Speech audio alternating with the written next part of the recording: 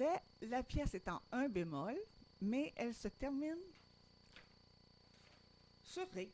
Alors, comme elle se termine sur Ré, ça nous met la puce à l'oreille pour nous dire que la pièce est en Ré mineur. Alors, bémol, on monte la septième note. On a la confirmation dès le début de la pièce. Alors, on commence par faire la gamme en croche, en triolet, métronome 72. Bon, on va mettre le métronome. Le métronome, tu peux trouver ça fatigant, mais c'est quand même une bonne façon de régulariser notre rythme. Des fois aussi, on a tendance à accélérer ou... alors, j'ai marqué 72. 72.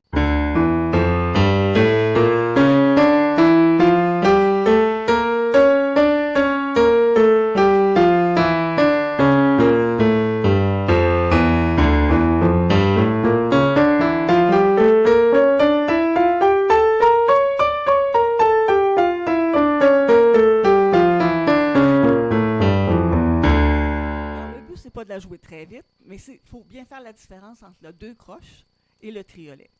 On fait 3 octaves avec le triolet, puis on fait 2 octaves quand c'est des croches. Puis quand on rajoutera des doubles croches, ça sera 4 octaves. Alors, le deuxième numéro trouve les accords 1, 4, 5. Alors, les chiffres romains comme ça, c'est les numéros des notes. Alors, dans l'ancien temps, là, dans les chants grégoriens et tout ça, ils ont rajouté ces accords-là pour pouvoir accompagner. Alors, ça représente une note, mais ça représente surtout l'accord qui est sur cette note-là. Alors, en Ré mineur, mon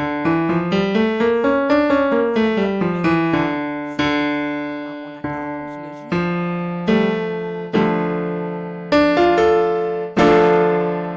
Donc, il faut que j'aille une note dans le chaque. C'est un accord parfait. Donc, sur 1, on a un accord parfait mineur. Le degré 4, notre armure, degré 4, mineur aussi, c'est l'accord mineur, et 5,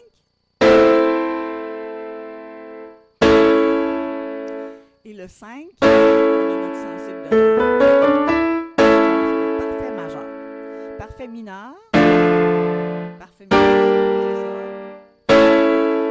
Tu vas t'accompagner, tu vas apprendre à accompagner bientôt. Tu vas avoir à connaître ces accords-là. C'est les accords de base pour ton accompagnement. Voyons. Quand on commence à accompagner, on commence avec simplement ces accords-là. Donc, aujourd'hui, les 3 premières lignes indiquent les bémols et les altérations accidentelles, retranscrit les doigtés dans les passages identiques. Bon. Alors, si on regarde ça, il y a des si bémols. Alors, tu surlignes avec une couleur qui est toujours la même pour les altérations qui sont à la clé. Alors, tous les si bémols, tu les mets, par exemple, surlignés en jaune. Quand j'arrive pour mon do dièse, ben, je le surligne une autre couleur. Mais j'ai comme pas besoin parce qu'il est écrit. C'est quand on arrive à, par exemple, la mesure 5. Là, on a un do bécard. Alors, pour ne pas l'oublier, on est mieux de le surligner, mais d'une autre couleur. Parce que là, ils ne veulent pas qu'on garde le do dièse. Ce n'est pas une erreur. Ils veulent vraiment qu'on joue do bécard. Mais dans la gamme de Ré mineur, le do est dièse accidentellement. Alors, on y va. Donc, mains séparées. En disant les valeurs de notes, on fait la reprise. Oui, parce qu'on a une boîte. Alors, tu as la boîte 1 qui est à la mesure 8. Tu reprends au début, puis quand tu reviens, rendu à 7, tu t'en vas à la mesure 9 pour la deuxième fois. Prends ça du début. On va commencer par dire le nom des notes. La, fa, mi, ré, do, ré, la, si, on a un quatrième. Do dièse, mi, sol, si, la,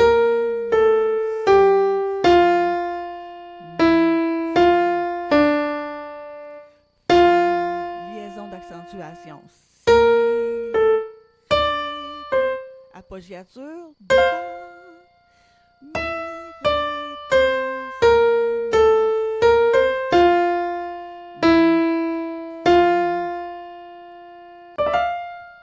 OK, alors ça fait comme le symbole qu'on voit à la mesure 4, 5, 6. C'est que tu fais comme tu pars 2 notes plus bas. Là. Ta note, c'est celle-là, alors. On voyait ça beaucoup dans le temps de bac, justement. Alors, maintenant, on va dire les valeurs de notes. Noir,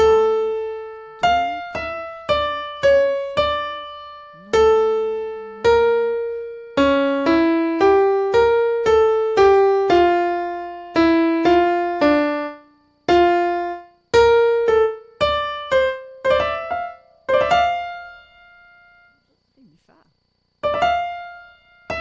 excusez. Boîte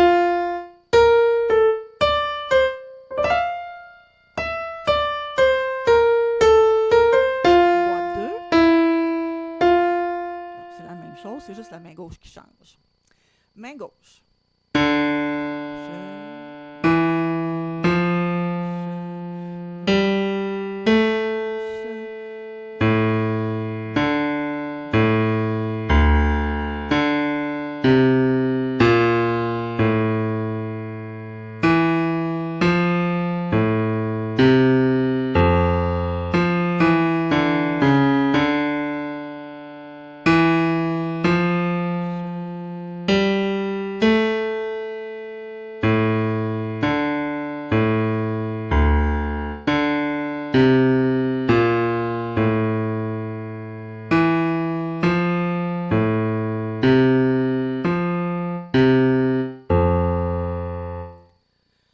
Ensuite, ça dit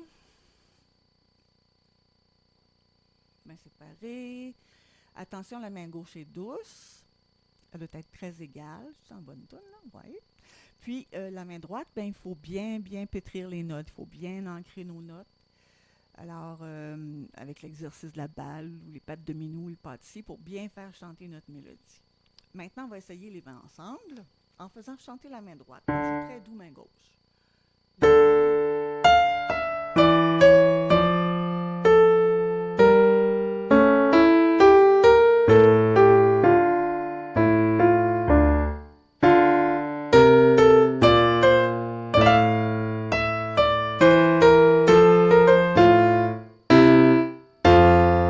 Alors, ça, c'est la vitesse. Je vais la jouer moins vite, évidemment, pour qu'on la joue ensemble.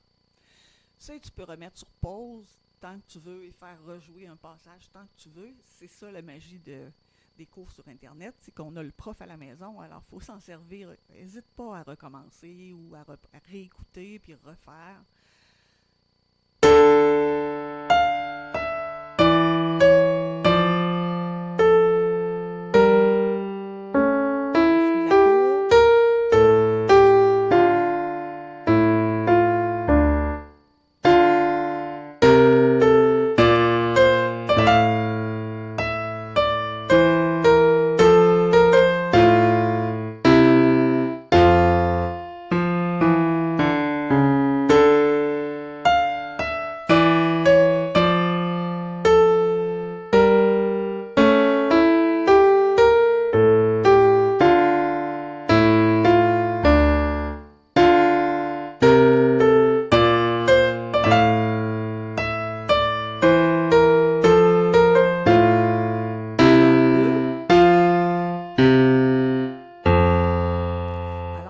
Endroits qui sont hésitants, tu les reprends.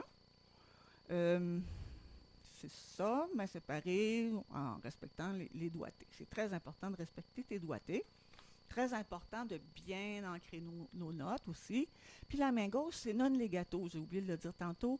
C'est que chaque note est détachée, mais pas staccato. C'est que tu la tiens toute sa valeur. Regarde.